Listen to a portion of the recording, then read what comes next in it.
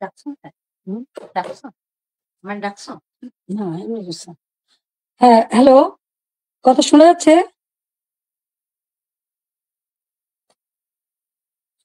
বিসমিল্লাহির রহমানির রহিম। আমি আমাদের ছাত্র সমাজের প্রতি আমি আমার শুভেচ্ছা জানাই। আর বিশেষ করে ছাত্রলীগের সকল নেতা কর্মী যারা যেখানে আছে দেশে বিদেশে সকলকে আমি শুভেচ্ছা জানাচ্ছি। আসসালামু আলাইকুম এবং আদাব। সকলের জন্য আমার দোয়া আশীর্বাদ। বাংলাদেশ একটা ক্রান্তি লগ্নের মধ্য দিয়ে চলছে। বাংলাদেশকে নিয়ে যেন একটা ধ্বংসের খেলা শুরু হয়েছে। যে বাংলাদেশটা সারা বিশ্বের কাছে উন্নয়নের রোল মডেল ছিল, উন্নয়নের বিস্ময় ছিল, সেই বাংলাদেশের আজকে চরমভাবে ধ্বংস করে আজ একটা জঙ্গি সন্ত্রাসীদের দেশ হিসেবে পরিণত করা হয়েছে। এটাই হলো সব থেকে দুর্ভাগ্যের বিষয়। আগস্ট মাস আমাদের শোকের মাস। সেই আগস্ট মাসেই আবার এদেশের মানুষের অধিকার কেড়ে নেওয়ার জন্য যে চক্রান্ত করা হয়েছে তার শিকার আজকে সমগ্র দেশ। এদেশের বাংলাদেশের কৃষক, শ্রমিক, ছাত্র, জনতা, সরকারি ও অসরকারি কর্মকর্তা কর্মচারী থেকে শুরু করে কেউ রেহাই পাচ্ছে না, পুলিশ বাহিনী কেউ রেহাই পাচ্ছে না। এদের ধ্বংসের খেলা আর রক্তের খেলা আজকে বাংলাদেশকে ক্ষত বিক্ষত করে দিচ্ছে। তোমাদের মনে আছে 2018 সালে ছাত্রদের একটা কোটা আন্দোলন শুরু হয়। আমি তো সে আন্দোলন আমি তাদেরকে কিছুই বলিনি, বরং কোটা বন্ধ করে দিয়েছিলাম, তাই দাবি পূরণ করেছিলাম।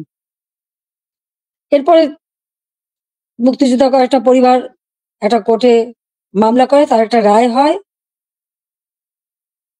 সেই রায়ে যখন কোটা আবার চালু করে, আমরা সরকারের পক্ষ থেকেই রিট করে সেটা স্থগিত করে দিই। প্রকৃতপক্ষে আর কোটা আন্দোলন বা কোটা ইস্যুটাই ছিল না। কিন্তু এটা যে কোটা আন্দোলন ছিল না, এটা যে ছিল একটা ভিন্ন ষড়যন্ত্র, সেটা আমি বারবার বলেছি। এটা ছিল সেই একজন ক্ষমতার লোভী, তার মেটিকুলাস ডিজাইনের একটা অংশ। সে অংশ হিসেবে সে ছাত্র হত্যা করেছে, জনগণকে হত্যা করেছে, আওয়ামী লীগের নেতাকর্মী হত্যা করেছে, পুলিশ হত্যা, সাংবাদিক হত্যা, সাংস্কৃতিক কর্মী হত্যা, সারা দেশটাকে ক্ষত বিক্ষত করা, অর্থনীতিকে ধ্বংস করা। আমাদের মহান নেতা জাতির পিতা বঙ্গবন্ধু শেখ মুজিবুর রহমান তার জীবনটাকে উৎসর্গ করেছেন বাংলার জনগণের জন্য। সেই ছাত্র জীবনে যখন পাকিস্তানি শাসকরা আমাদের মাতৃভাষায় কথা বলার অধিকার কেড়ে নেয়, তারই প্রতিবাদ তিনি করেছিলেন। ঢাকা বিশ্ববিদ্যালয়ে তিনি আইন বিভাগের ছাত্র ছিলেন, আর এই প্রতিবাদ করবার জন্যই তিনি বাংলাদেশ ছাত্রলীগ প্রতিষ্ঠা করেন 1948 সালের 4 জানুয়ারি। এবং বাংলাদেশ ছাত্রলীগ, তমুদ্দুন মজলিস সহ আরো কয়েকটি প্রগতিশীল রাজনৈতিক দল নিয়ে ভাষা সংগ্রাম পরিষদ গঠন করেন। সেই ভাষা আন্দোলনে আমাদের যারা শহীদ হয়েছেন আমি তাদের আজকে স্মরণ করি।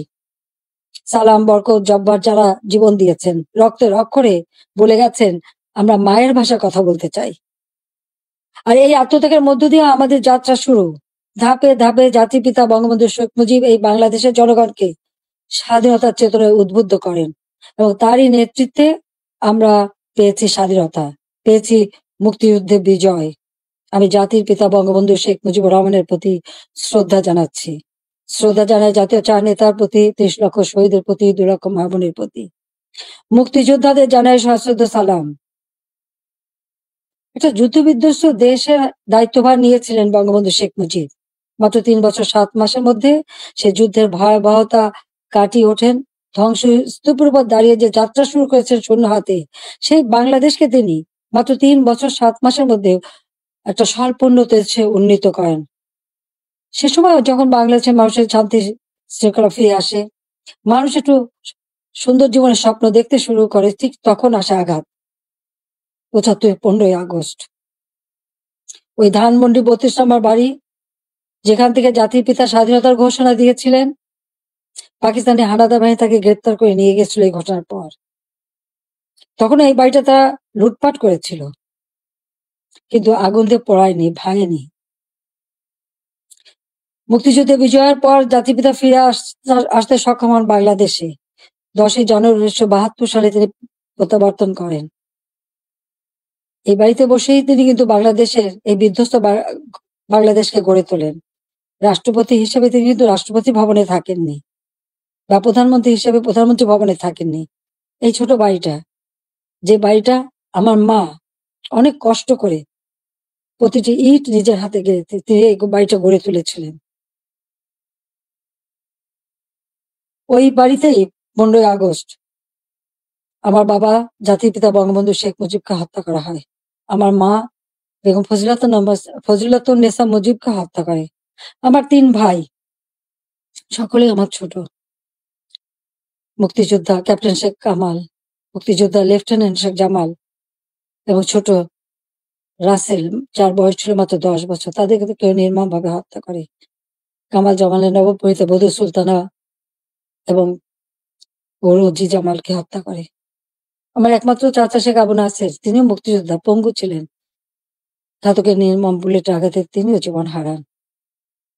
রাষ্ট্রপতির মিলিটারি সেক্রেটারি ছুটে এসেছিলেন ব্রিগেডিয়ার জামিল উদ্দিন, তাকে হত্যা করে। পুলিশ অফিসার সিদ্দিকুর রহমানকে হত্যা করে। একই সাথে যুবনেতা শেখ ফজলুল হক মনিকে হত্যা করে। তার অন্তঃসত্ত্বা স্ত্রী আরজুমনি, তাকেও হত্যা করে। আব্দুর রব সেনিবাদ, যিনি স্বাধীনতার সংগঠক ছিলেন, তাকে হত্যা করে। তার 10 বছরের ছেলে আরিফ, 13 বছরের মেয়ে বেবি, 4 বছরের নাতি সুকান্ত সহ পরিবারের সদস্যদের নির্মমভাবে হত্যা করে। 15ই আগস্টে যারা শাহাদাত বরণ করেছে, আমি তাদের আত্মার মাগফিরাত কামনা করি।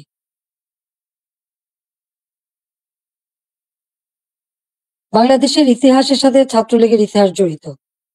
জাতির পিতা বঙ্গবন্ধু শেখ মুজিব বলেছিলেন, ছাত্রলীগের ইতিহাস বাংলাদেশের ইতিহাস। প্রতিটি সংগ্রাম, মুক্তিযুদ্ধে ছাত্রলীগের অবদান রয়েছে। 75 পর গণতান্ত্রিক অধিকার প্রতিষ্ঠার জন্য যে সংগ্রাম করে, সেখানেও শহীদের তালিকায় ছাত্রলীগের সংখ্যাটাই বেশি। বারবার আঘাত এসেছে, একের পর এক কূ হয়েছে, হত্যা, কূ, ষড়যন্ত্রের রাজনীতি শুরু হয়েছে।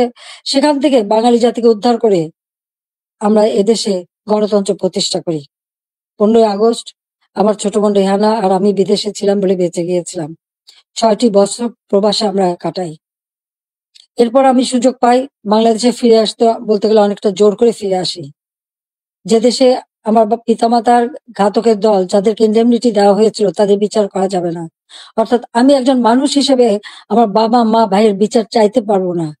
সেই বিচারহীনতার সংস্কৃতি ছিল বাংলাদেশে। যে দেশে গণহত্যা চালিয়েছিল পাকিস্তান হানাদার বাহিনী, গ্রামের পর গ্রাম জ্বালিয়ে পুড়ে ছারখার করেছিল, মা বোনদেরকে ধরে নিয়ে ক্যাম্পে রেখে দিনের পর দিন পাশবিক অত্যাচার করত। সেই যুদ্ধাপরাধী যাদের বিচার জাতিপিতা শুরু করেছিলেন, তাদেরকেও কিন্তু ছেড়ে দেওয়া হয়, মুক্তি দেওয়া হয়েছিল তখন। সেই অবস্থায় কিন্তু আমি দেশে ফিরে এসেছিলাম একটা প্রত্যয় নিয়ে, যে আদর্শ নিয়ে, যে চেতনা দিয়ে বাংলাদেশ স্বাধীন হয়েছে, যে চেতনা নিয়ে বাংলাদেশ স্বাধীন হয়েছে, সেই মুক্তিযুদ্ধের চেতনাকে বাস্তবায়ন করা। যে আদর্শ বুকে ধারণ করে লাখো শহীদ রক্ত দিয়ে দেশ স্বাধীন করেছে, সেই শহীদের মর্যাদা রক্ষা করে বাংলাদেশের মানুষের অন্ন, বস্ত্র, বাসস্থান, চিকিৎসা, শিক্ষা, মৌলিক অধিকারগুলি নিশ্চিত করে বাংলাদেশকে একটা উন্নত, ক্ষুধা, দারিদ্র্যমুক্ত বাংলাদেশ গড়ে তোলা, যা জাতির পিতা বঙ্গবন্ধু শেখ মুজিবের স্বপ্ন ছিল। এবং সেই কাজে আমরা কিন্তু সাফল্য অর্জন করেছিলাম। প্রথমবার সরকারে এসে আমরা অনেকগুলি উন্নয়নের কাজ করি, এরপর আসতে পারিনি। আবার বাংলাদেশে জঙ্গি, সন্ত্রাস, দুর্নীতির দেশ হয়েছিল। প্রায় 8টি বছর সময় নষ্ট হয়। 2008 নির্বাচনে আওয়ামী লীগ এককভাবে 300 সিটের মধ্যে 233টা সিট পায়। বাংলাদেশের মানুষের আস্থা, বিশ্বাস অর্জন করে সরকার গঠন করি।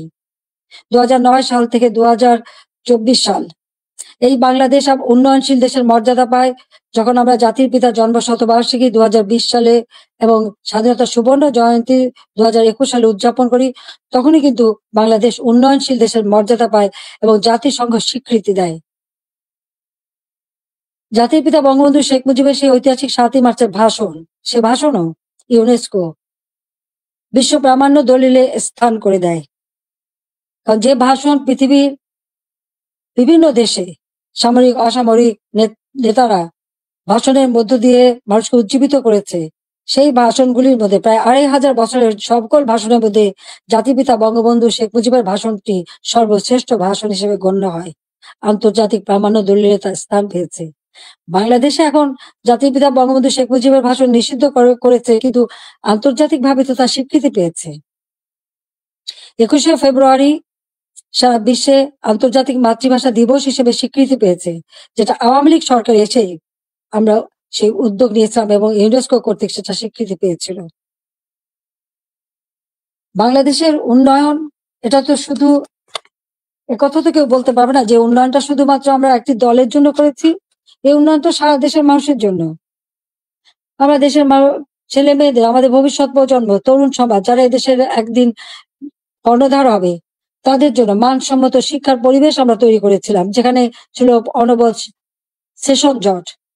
সেখান থেকে মুক্ত করে আমরা শিক্ষার পরিবেশ তৈরি করি। সাথে সাথে ব্যাপকভাবে যাতে তরুণ সমাজের কর্মসংস্থান সৃষ্টি হয়, তার জন্য আমি সমস্ত কিছু বেসরকারি খাতে উন্মুক্ত করে দিই। আমাদের দেশে মাত্র একটা টেলিভিশন ছিল, একটা রেডিও ছিল, কোনো মোবাইল ফোন ছিল না, ডিজিটাল ফোন ছিল না। ডিজিটাল বাংলাদেশ গড়ে তোলা এবং টেলিভিশন, রেডিওকে বেসরকারি খাতে উন্মুক্ত করে দেওয়া, ব্যাংক, বিমান থেকে শুরু করে প্রতিটি প্রতিষ্ঠান বেসরকারি খাতে উন্মুক্ত করে দিয়েছিলাম একটা লক্ষ্য নিয়েই, যে আমাদের তরুণ সমাজের কর্মসংস্থানের ব্যবস্থা হবে। সেই লক্ষ্য নিয়েই আমাদের দেশের উন্নয়নের যত পরিকল্পনা আমরা নিয়েছি, সে পরিকল্পনাগুলি ছিল একেবারে গ্রাম পর্যায় পর্যন্ত। আমার গ্রাম আমার শহর, সেভাবে যেন প্রত্যেকটা গ্রাম গড়ে ওঠে এবং প্রত্যেকটা গ্রামের মানুষ যেন নাগরিক সুবিধা পায়, সেই ব্যবস্থাও আমরা করেছিলাম। ডিজিটাল বাংলাদেশ গড়ে তুলব, প্রতিটি ইউনিয়ন পর্যায় পর্যন্ত আমরা ডিজিটাল সেন্টার খুলে দিই, সেখানে কর্মসংস্থানের ব্যবস্থা হয়। আমাদের দেশে একসময় মানুষ কোনো ইন্টারনেট ব্যবহার করতো না, আজকে ১৩ কোটি মানুষ কিন্তু ইন্টারনেট ব্যবহার করে। মোবাইল ফোন ছিল না, সেই মোবাইল ফোনও উন্মুক্ত করে দিই এবং এখন 18 কোটি সিম ব্যবহার হয়। এবং এর জন্য আমরা ট্রেনিং এর ব্যবস্থা করি, কম্পিউটার ট্রেনিং ইনকিউবেশন সেন্টার করে দিয়েছি। স্কুলে স্কুলে কম্পিউটার ল্যাব তৈরি করে দেওয়া হয়েছে। বিশ্ববিদ্যালয়ে বিনামূল্যে ইন্টারনেট সার্ভিস ব্যবস্থা করা হয়েছে, wifi connection, broadband connection. Bangabandhu satellite ১ আমরা উৎক্ষেপণ করেছি। আধুনিক প্রযুক্তি জ্ঞান সম্পন্ন জাতি গড়ে উঠুক, সেটাই চেয়েছি। বিজ্ঞান প্রযুক্তি বিশ্ববিদ্যালয় ৯৬ সালে সরকার এসেই নির্মাণ করি, যাতে করে বিজ্ঞানের দিকে মানুষ ঝোঁকে, গবেষণায় প্রতি মনোযোগী হয়। কারণ বিজ্ঞানের বিকাশ ছাড়া কখনো কোনো দেশ উন্নতি লাভ করতে পারে না। সেই জন্য এই ব্যবস্থা আমরা নিয়েছিলাম। এরপরে টেক্সটাইল বিশ্ববিদ্যালয়, ফ্যাশন ডিজাইন বিশ্ববিদ্যালয়, ডিজিটাল বিশ্ববিদ্যালয়, ইসলামিক আরবি বিশ্ববিদ্যালয়, এভিয়েশন এবং এয়ারোস্পেস বিশ্ববিদ্যালয় থেকে শুরু করে কৃষি বিশ্ববিদ্যালয়, বহুমুখী বিশ্ববিদ্যালয় আমরা করে দিয়েছি। মেডিকেল বিশ্ববিদ্যালয়, সবগুলি কিন্তু আওয়ামী লীগের করা, আওয়ামী লীগের হাতে করা। একটার পর একটা ইনস্টিটিউট করে দিয়েছি, ব্যাপকভাবে কর্মসংস্থান সৃষ্টি করেছে। পাবলিক সার্ভিস কমিশনে প্রতি বছর নিয়মিত পরীক্ষা হওয়া শুরু করে। ছেলেমেয়েরা যথাযথভাবে মেধার ভিত্তিতেই কিন্তু চাকরি পেয়েছে, কাজ পেয়েছে। কর্মসংস্থান ব্যাংক প্রতিষ্ঠা করে দিয়ে, যেখান থেকে বিনা জামানতে ঋণ নিয়ে সবাই যেন কাজ করতে পারে, কর্মসংস্থান ব্যবস্থা যাতে হয়।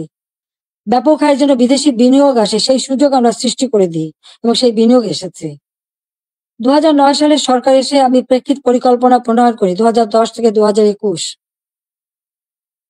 যার লক্ষ্য ছিল বাংলাদেশকে আরো উন্নত করা, বাংলাদেশের মানুষের জীবন মান উন্নত করা, আধুনিক বিশ্বের সঙ্গে যাতে তাল মিলিয়ে চলতে পারে সেই ব্যবস্থা করা, এবং সেটাই আমরা কিন্তু করেছিলাম।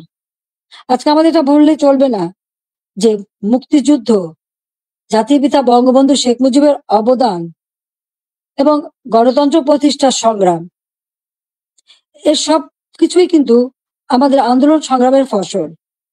জাতির পিতা বঙ্গবন্ধু শেখ মুজিব যদি এদের স্বাধীন না করতেন, তাহলে আমরা কোথায় থাকতাম? পাকিস্তানের একটা প্রদেশ। পাকিস্তান আমলে একজন বাঙালি কিন্তু সেক্রেটারি হতে পারেনি, একজন বাঙালি কিন্তু মেজর জেনারেল পর্যন্ত যেতে পারেনি, মাত্র মেজর হিসেবে থাকতে পারত, একজন মাত্র কর্নেল ছিল। পাকিস্তান আমলে কিন্তু আমাদের শিক্ষার কোনো উচ্চশিক্ষার সুযোগই ছিল না। এমনকি বিদেশে যেতে হলে ওই পাকিস্তানের রাজধানীতে যে বিদেশের আমাদের পাসপোর্ট এবং ভিসা নিতে হতো, আন্তর্জাতিক ফ্লাইট করাচি থেকে নিতে হতো, সেটা আমার নিজের অভিজ্ঞতা আছে। ঊনসত্তর সালে যখন আমি বিদেশে যাই, ওই করাচিতে যে থেকে ভিসা নিয়ে তারপর যেতে হয়েছে। কিন্তু দেশ স্বাধীন হবার পরে তো সেটা ছিল না। আমদানি রপ্তানি ব্যবসা পূর্ববঙ্গে কেউ করতে পারতো না, ওই পাকিস্তানে যেই করতে হতো। কিন্তু আমরা স্বাধীনতা অর্জন করতে পেরেছি বলেই সকল সুযোগ আমরা পেয়েছি। আমাদের ছেলেমেয়েরা উচ্চ শিক্ষার সুযোগ পেয়েছে। আমাদের মুক্তিযুদ্ধের ইতিহাস আমাদের গৌরবের ইতিহাস, আমাদের বিজয়ের ইতিহাস। এই ইতিহাসকে মুছে ফেলতে পারবে না। আমি জানি এটা মুছে ফেলার চেষ্টা হচ্ছে, সংবিধানকে ধ্বংস করা, জাতীয় পতাকা ধ্বংস করা, অনেক চেষ্টাই করা হয়েছে। কিন্তু লাখো শহীদের রক্তের বিনিময়ে যে পতাকা পেয়েছি, যে সংবিধান পেয়েছি, যে স্বাধীনতা পেয়েছি, তা ওই কয়েকজন বুলডোজার দিয়ে ভেঙে ঘুরিয়ে দেবে এ শক্তি তাদের হয়নি এখনো। এটা তাদের দুর্বলতার প্রকাশ। তারা একটা দালান ভাঙতে পারে, কিন্তু ইতিহাসকে তারা ধ্বংস করতে পারে না। ইতিহাস কিন্তু তার প্রতিশোধ নেয়, এটাও তাদের মনে রাখতে হবে। একবার মুছে ফেলা হয়েছিল 75-এর পর, এরপর আবার এখন শুরু। যারা এটা করছে তারা তাদের হীনমন্যতার পরিচয় দিচ্ছে। তাদের কাছে বোধহয় বাংলাদেশের স্বাধীনতাটা পছন্দ হয় না, ওই পাকিস্তানিদের মানে অধীনে থাকা আর তাদের পদলেহন করাটাই তাদের বোধহয় পছন্দ।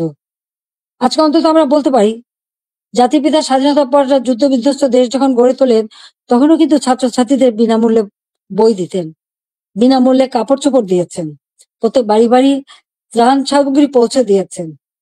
বাংলাদেশের মানুষের কল্যাণে তিনি কাজ করে দিয়ে গেছেন এবং পথ দেখিয়ে দিয়ে গেছেন। আর তারই পতাকা অনুসরণ করে আমরা বাংলাদেশ পরিচালনা করে বাংলাদেশকে কিন্তু উন্নত করেছি।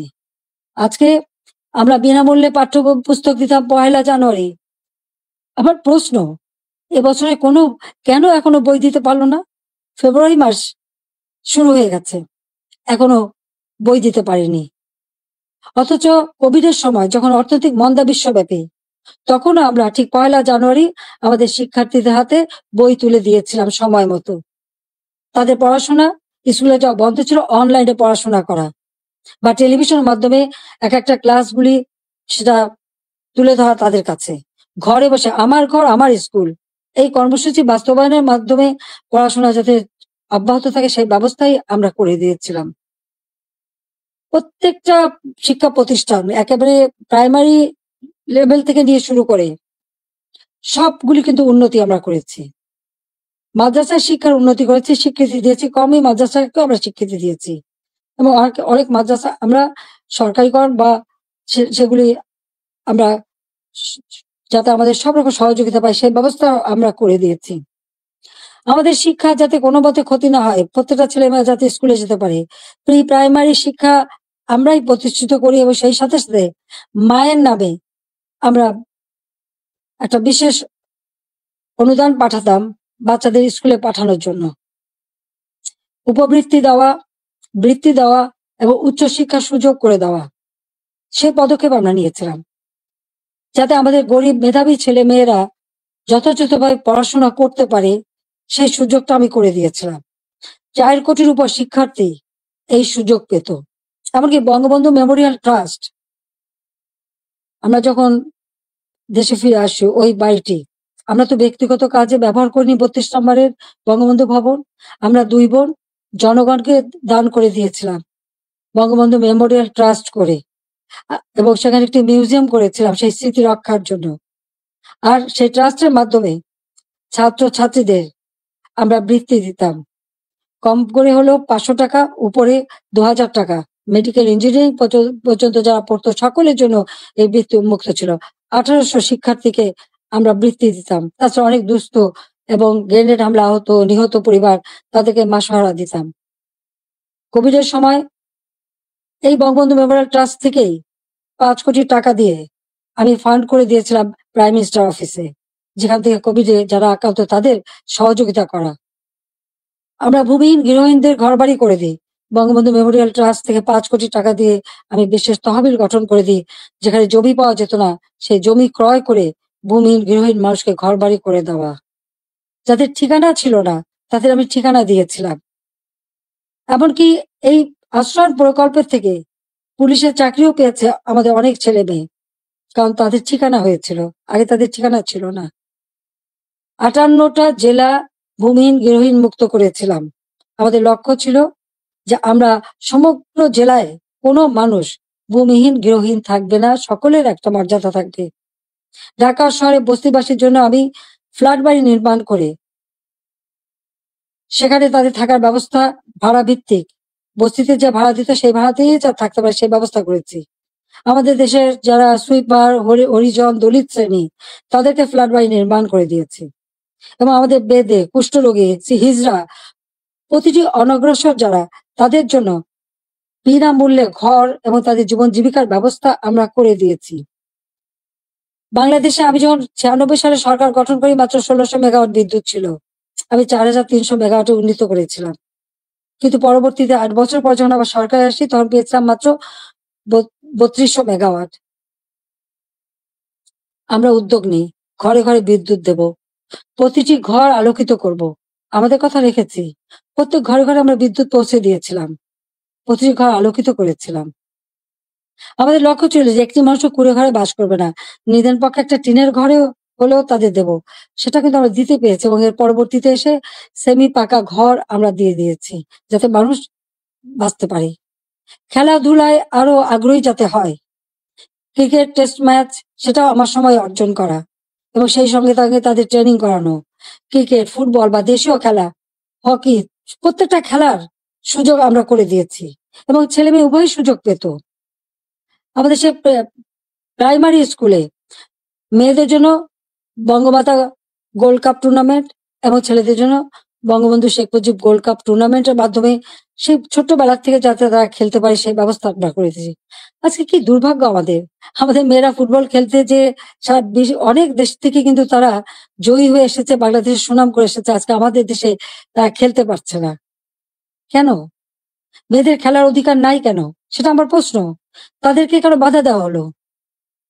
যারা এই বাধা দেন তারা কি ভুলে যান আমাদের নবী করিম সাল্লাল্লাহু আলাইহি ওয়াসাল্লাম যখন ইসলাম ধর্ম প্রচার করেন তখন কে প্রথম ইসলাম ধর্ম গ্রহণ করেছিল? ইসলাম ধর্ম গ্রহণ করেছিল একজন নারী, তিনি বিবি খাদিজা, তিনি প্রথম ইসলাম ধর্ম গ্রহণ করেন। সে কথাটা তাদের ভুললে চলবে না। মায়ের পেটে সন্তান জন্ম নেয় আর সেই মায়ের জাতিকে অবমাননা করা কেন, সেটা আমার প্রশ্ন। খেলাধুলা, সংস্কৃতি চর্চা, সাহিত্য চর্চা, এই সংস্কৃতি তো আমাদের অধিকার, সকলের অধিকার। এখানে নারী পুরুষ কোনো ভেদাভেদ থাকতে পারে না, আর ইসলাম ধর্ম কখনো তা বলে না।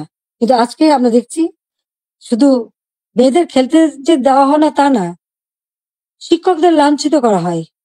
এটা কেমন ধরনের কথা? শিক্ষক আমাদের গুরুজন, তাদের প্রতি আমাদের সম্মান দেখাতে হবে। আর সেই সম্মান যে আমরা দেখাই সেটা তো আপনারা জানেন। এমনকি আমি প্রধানমন্ত্রী হবার পরেও আমার ইউনিভার্সিটির শিক্ষক, তাদেরকে আমি সম্মান করতাম। আমার স্কুলের শিক্ষক যাদের সঙ্গে দেখা হওয়ার সাথে সাথে আমি সম্মান করতাম, তাদের পা ধরে সালাম করতাম, তখন শিক্ষক গুরুজন।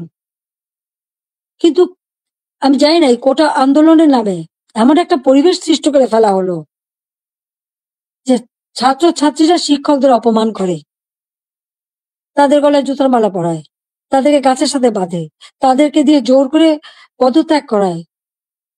কেন এই ধরনের বেয়াদবি কেন শিখাবে বা এই শিশুদের, কমলমতি শিশুদের এবং ছাত্রছাত্রীরা কেন এই বেয়াদবি করবে? আজকে ছাত্রছাত্রীরা শিক্ষকদের বয়কট করে। এই ধরনের অদ্ভুত আচরণ আমি জানি না পৃথিবীর আর কোনো দেশে আছে কিনা। তাহলে আমরা কি পরিচয় দেব? যে দেশের মানুষ 71 সালে মুক্তিযুদ্ধে বিজয় অর্জন করে বিজয়ী জাতি হিসেবে সারা বিশ্বে সম্মান পেয়েছে, আজকে সেই দেশের মানুষ কাছে কোথায় কোথায় সেই সম্মান? যে দেশটাকে আমি জাতির পিতা বঙ্গবন্ধু শেখ মুজিবের আদর্শ বুকে নিয়ে যে বাংলাদেশকে আমরা উন্নয়নশীল দেশের মর্যাদা এনে দিয়েছিলাম, আমাদের অর্থনীতি আন্তর্জাতিকভাবে 35তম অর্থনীতির দেশ হিসেবে স্বীকৃতি পেয়েছে। দারিদ্রের হার 41 থেকে আমি 18.7 নামিয়ে এনেছিলাম। হতদরিদ্র 25 থেকে আমি 5.6 নামিয়ে এনেছিলাম। আমাদের সাক্ষরতার হার 45 থেকে 78.8 উন্নীত করেছিলাম। এবং আমাদের দেশের ছেলেমেয়েরা বিদেশের জন্য যে পড়াশোনা করতে পারে, প্রধানমন্ত্রীর দপ্তরে আমি আলাদা শিক্ষা সহায়তা ট্রাস্ট ফান্ড করে দরিদ্র মেধাবী ছাত্রদেরকে আমি বৃত্তি দিতাম, যাতে তারা আরো উচ্চ শিক্ষা নিতে পারে, পিএইচডি করতে পারে বা অন্য যে কোনো উন্নত মানের শিক্ষা দেশে বিদেশে করতে পারে। সেইভাবে তাদের বৃত্তি দেওয়া শুরু করেছিলাম। কেন করেছিলাম? আমাদের তরুণ প্রজন্মের ভবিষ্যতের জন্য। কারণ যারা এদেশ একদিন দায়িত্ব নেবে, তারা যেন সুষ্ঠুভাবে দেশকে এগিয়ে নিয়ে যেতে পারে, সেই লক্ষ্য নিয়েই তো আজকে আমি দেখি শিক্ষার অধিকার থেকে বঞ্চিত করা হচ্ছে। বিভিন্ন বিশ্ববিদ্যালয় থেকে ছাত্রদের বের করে দেওয়া হচ্ছে, তাদের সার্টিফিকেট বাতিল করা হচ্ছে, তাদের শিক্ষাবর্ষ কেড়ে নেওয়া হচ্ছে। কি অপরাধ তাদের? আমরা যখন বৃত্তি দিয়েছি, আমরা যখন মানুষকে সহযোগিতা করেছি, আমরা তো কোনো দল দেখিনি। দল মত নির্বিশেষে মেধাবী যারা, তারাই চাকরি পেয়েছে, তারাই সুযোগ পেয়েছে, তাদের জন্য আমি করেছি। আমি প্রধানমন্ত্রী হিসেবে মানুষকে মানুষ হিসেবেই দেখেছি।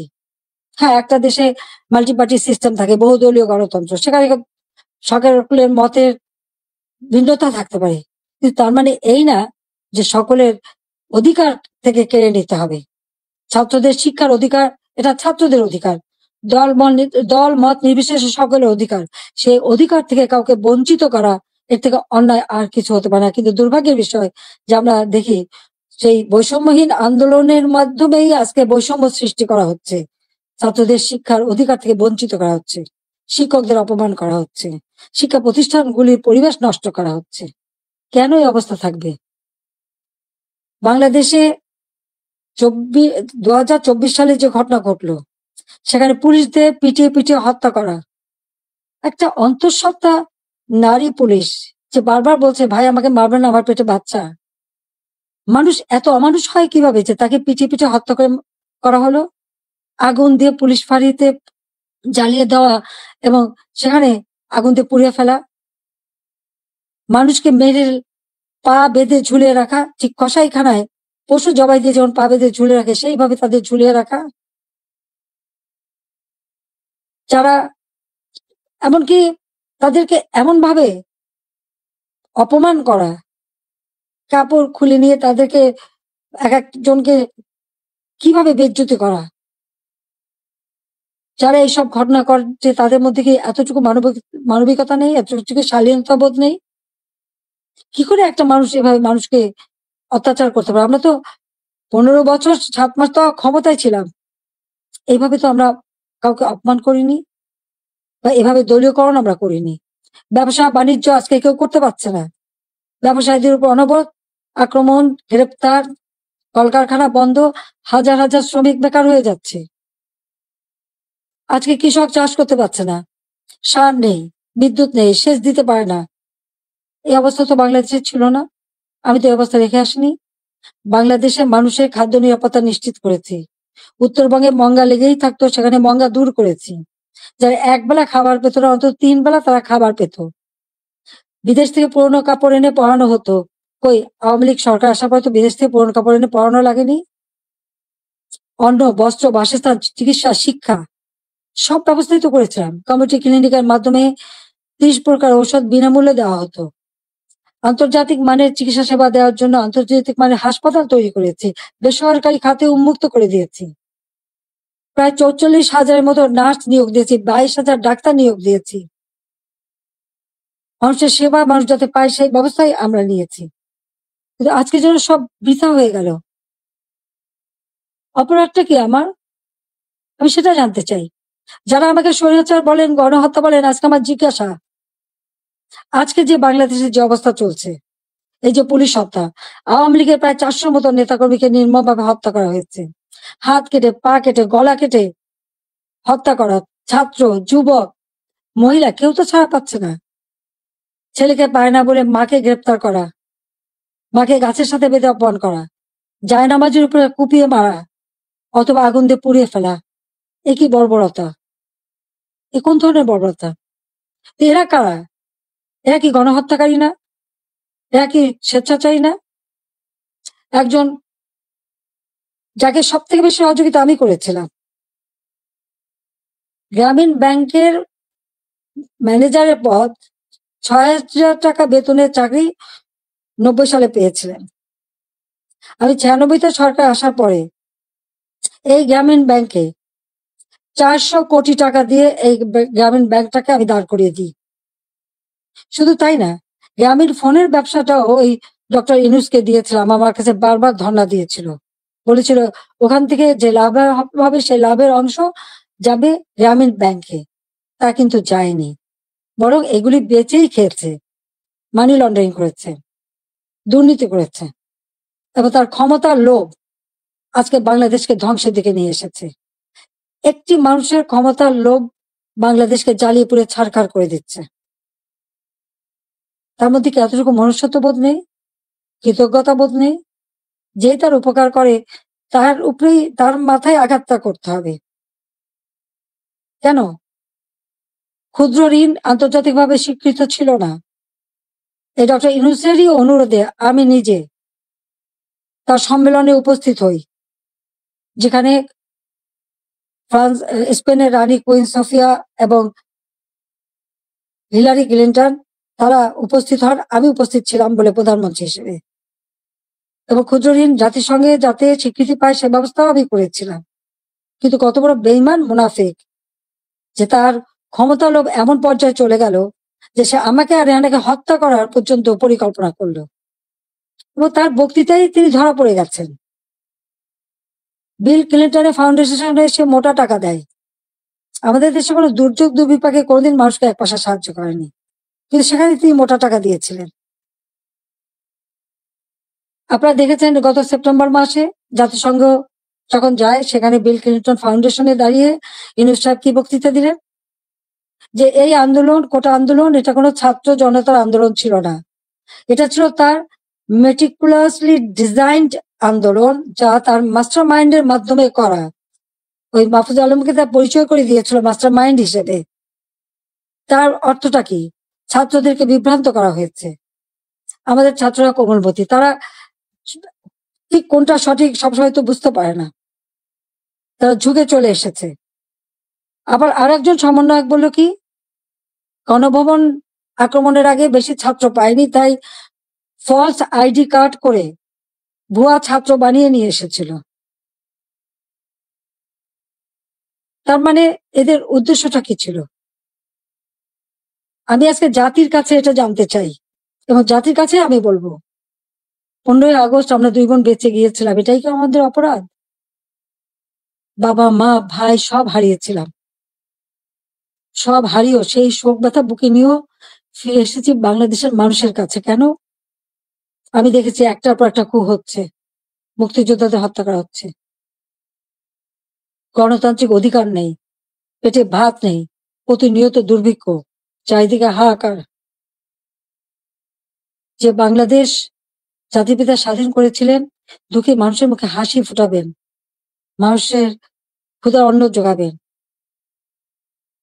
সকল মৌলিক অধিকার নিশ্চিত করবেন, সেই বাংলাদেশে প্রতিনিয়ত এই ক্ষমতার লড়াই, একটা অশান্ত পরিবেশ। বাংলাদেশের মানুষের আর্থসামাজিক উন্নয়ন করবার জন্যই আমি এসেছিলাম, এবং আমি তা করেছি। কই, আমরা নিজের জন্য তো কিছু করিনি। আমাদের ছেলে মেয়ে, 5টা ছেলে মেয়ে, রানার আমার, তারা চাকরি করেছে, পড়েছে, লেখাপড়া শিখেছে, অক্সফোর্ড, হার্ভার্ড, এলএসসি অথবা লন্ডন স্কুল, বিভিন্ন জায়গা থেকে তারা ডিগ্রি পেয়েছে, তারা নিজেদের যোগ্যতায় ডিগ্রি নিয়েছে। তাদের জন্য তো আমি কিছু করিনি। তারা নিজেরা লেখাপড়া শিখে নিজের পায়ে দাঁড়িয়েছে। আমি তাদের একটা কথাই আমরা 2 বোন বলেছি আমাদের ছেলে মেয়েদেরকে, যে তোমাদের জন্য কোনো সম্পদ রেখে যেতে পারবো না, তোমাদের শিক্ষাটাই হবে তোমাদের একমাত্র সম্পদ। এবং তারা তাই করেছে, সেইভাবেই তারা লেখাপড়া শিখে সেইভাবেই জীবনযাপন করে। আমি তো আমার নিজের জন্য কিছু করতে চাইনি। একমাত্র 32 নম্বর বাড়িটা, সেটাও তো আমি জনগণকে দান করে দিয়েছি আমরা 2 বোন। হ্যাঁ, জাতির পিতা পরিবারের নিরাপত্তা দেওয়ার জন্য একটা আইন করা হয়েছিল, সেই সূত্রে একটা বাড়ি রেহানাকে থাকতে দেওয়া হয়েছিল। আর আমার স্বামী, তিনিও চাকরিজীবী নিউক্লিয়ার সায়েন্টিস্ট ছিলেন, তার একটা বাড়ি 5 নম্বরে, যেটা জয়পুতুলের। আজকে সেই বাড়িও পুড়িয়ে দেওয়া হয়েছে, রেহানার বাড়িও লুট করা হয়েছে।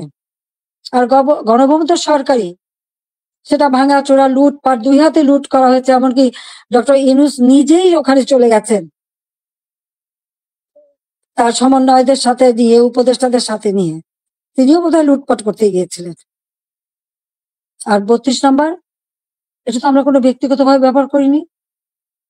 মিউজিয়াম সারা বিশ্বের অনেক বড় বড় নেতারা এসেছেন, রাষ্ট্রপ্রধান এসেছেন, সরকার প্রধান এসেছেন, ওই বাড়ি ভিজিট করেছেন। আজকে সেই বাড়িটা ভেঙে ফেলা হচ্ছে কেন? বাড়িটার কি অপরাধ? ওই বাড়িটাকে কেন এত ভয়?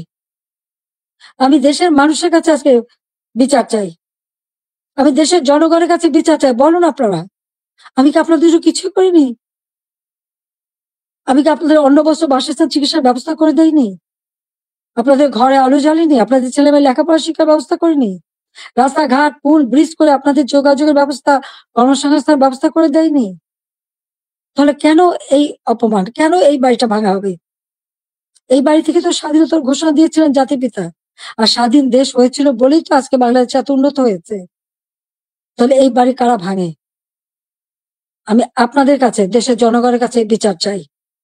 আমি ছাত্র সমাজের কাছেও এটা বলবো যে যারা বিভ্রান্ত করে তোমাদেরকে বিভ্রান্তির পথে নিয়ে গিয়েছিল, ওই সাধারণ ছাত্রছাত্রীদের প্রতি তো আমাদের কোনো রাগও নেই, কোনো অভিযোগও নেই।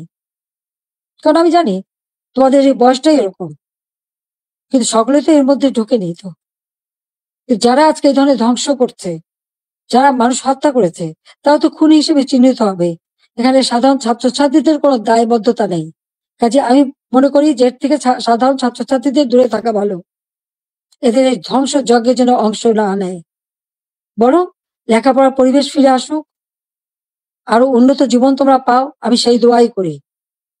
কিন্তু যে ইতিহাস আমাদের রক্তের অক্ষরে লেখা, সেই ইতিহাস ভুললে পরে নিজেদের অস্তিত্ব থাকবে না। সেই ইতিহাস ভুললে পরে আমরা বিশ্বে মাথা তুলে দাঁড়াতে পারবো না, চলতে পারবো না। 15ই আগস্টের পরে আমরা পারতাম না। খুনের জাতি হিসেবে পরিচিত ছিল এই দেশ, ভিক্ষার জাতি হিসেবে পরিচিত ছিল, প্রাকৃতিক দুর্যোগের দেশ হিসেবে পরিচিত ছিল। আমি সেখান থেকে বাংলাদেশকে উন্নত করে উন্নয়নের রোল মডেল হিসেবে সারা বিশ্বে বাংলাদেশের সম্মান নিয়ে এসেছিলাম। সারা বিশ্ব বাংলাদেশের উন্নয়নকে বিস্ময় বলে পরিচয় করত, তারা বিস্ময় বলে স্বীকার করত। কিন্তু 2024 সালের এই আগস্ট মাস থেকে আজকে বাংলাদেশ আবার সেই ধ্বংসের দেশ। আমার একটা প্রশ্ন, জুলাই 15 তারিখ থেকে যত রকমের হত্যাকাণ্ড, পুলিশ হত্যা, আওয়ামী লীগ নেতাকর্মী হত্যা, ছাত্র হত্যা, শিশু হত্যা, যত হত্যা হয়েছে, কেন ইন্ডেমনিটি দেওয়া হলো? অপরাধ করলে অপরাধীদের শাস্তি পেতে হবে। যারা অগ্নিসংযোগ করা হলো, ওই মেট্রো রেল, তারপরে এক্সপ্রেসওয়ে, ফ্লাইওভার বা প্রত্যেকটা বিটিভি থেকে শুরু করে প্রতিটি প্রতিষ্ঠানে যে আগুন দেওয়া হলো, এবং সেটা সমন্বয়ক একজন বলেছে পুলিশ হত্যা না করলে আর মেট্রো রেলে আগুন না দিলে নাকি বিপ্লব সফলতা। কিসের বিপ্লব? এই হত্যাযজ্ঞ ধ্বংসলীলাই কি বিপ্লব? বিপ্লবের অর্থ বোঝে? তারা নিজেরাই স্বীকার করছে, আর সেখানে তাদেরকে ইন্ডেমনিটি দেওয়া হয়েছে। অপরাধ যারা করে তারাই দায় মুক্তি পায়, আর অপরাধী তাদের বিচার কিন্তু একদিন না একদিন হবেই। এটা সকলে মনে রাখতে হবে। তো আমি আজকে এখানে ছাত্র সমাজ আছে, আমি সবাইকে বলবো অন্তত মনোযোগী হও পড়াশোনায়, নিজের পায়ে দাঁড়াও, নিজের পিতামাতাকে সম্মান করো, শিক্ষকদের সম্মান করো, নিজের শিক্ষা প্রতিষ্ঠান, এই প্রতিষ্ঠান কোনো জঙ্গিদের হাতে তুলে দিও না। এই শিক্ষার অনেক কষ্ট করেই আমরা শিক্ষার পরিবেশ এনেছিলাম, যেখানে প্রতিদিন বোমাবাজি আর অস্ত্রের ঝনঝনানি ছিল, সেখান থেকে মুক্ত করে চমৎকার পরিবেশ করে দিয়েছিলাম, কোনো সেশন জট ছিল না। কিন্তু আজকে আবার সেই সেশন জট, আজকে আবার একটা দুঃসময় যাচ্ছে। আমাদের এই তরুণ সমাজই পারে এখান থেকে পরিবর্তন আনতে। যে চেতনা নিয়ে লাখো শহীদ রক্ত দিয়েছে, সে চেতনাকে ধ্বংস হতে দিও না, তাহলে নিজেরা বিদেশেও মুখ দেখাতে পারবে না, দেশেও না। মানুষের ধিক্কার ছাড়া কিছু জুটবে না। কাজে সকলে সাধারণ শিক্ষার্থীদের বলবো, তোমরা দেশকে ভালোবাসো, দেশের মানুষকে ভালোবাসো, মানুষের কল্যাণে কাজ করো। আর এই যারা জঙ্গি, সন্ত্রাসী, যারা অগ্নিসংযোগ, মানুষ হত্যা আর এই ভাঙচুর করতে পারে, ইতিহাস মুছে ফেলতে চায়, তাদেরকে ধিক্কার জানাও। আজকে আবার আমি এখান থেকে বিদায় নেবো। তার আগে আমি এটুকুই বলবো, দেশের মানুষের কাছেই আমার জিজ্ঞাসা, যে যারা মানুষ হত্যা করে, যারা ধ্বংসযজ্ঞ চালায়, তারা ফ্যাসিবাদী, না যারা মানুষের কল্যাণ করে, অন্ন বস্ত্র বাসস্থানের ব্যবস্থা করে, ঘরে ঘরে আলো জ্বালে, দেশের মানুষকে উন্নত জীবন দেয়, তারা ফ্যাসিবাদী, কারা স্বৈরাচার? এটা দেশের জনগণই বিচার করবেন। আমি তো আপনাদের কল্যাণে কাজ করেছি, দেশের মানুষের কল্যাণে কাজ করেছি। নিজের দিকে তো তাকাইনি, নিজের কি আছে না আছে সে তো দেখিনি। শুধু আপনাদের কল্যাণের জন্যই সবটুকু উজাড় করে দিয়ে দিন রাত পরিশ্রম করে মাত্র 15 বছরের মধ্যে বাংলাদেশকে উন্নত দেশ করেছি, উন্নয়নশীল দেশের মর্যাদা এনে দিয়েছি। যা বিশ্বে বাংলাদেশের মর্যাদা অর্জন করেছিল, আজকে সব ধ্বংস হয়ে গেছে।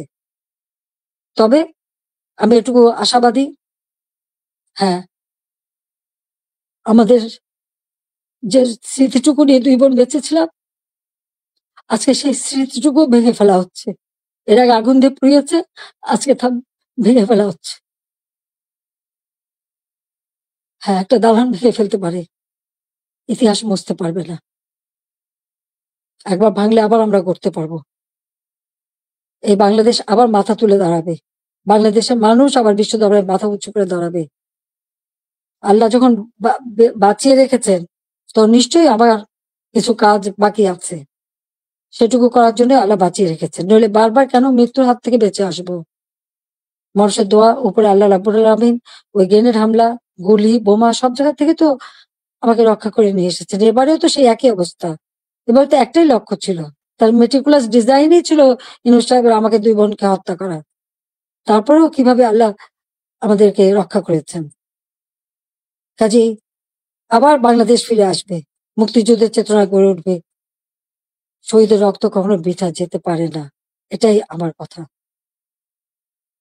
আমি ছাত্রলীগকে ব্যান করেছে, ছাত্রকে ব্যান করার কোনো অধিকার নেই, কারণ ইউনূস সাহেবের ক্ষমতা দখল সম্পূর্ণ অবৈধ, অসাংবিধানিক, অস্ত্র অর্থের জোরে মানুষ খুন করে মানুষের লাশের উপর পাড়া দিয়ে সে ক্ষমতা এসেছে।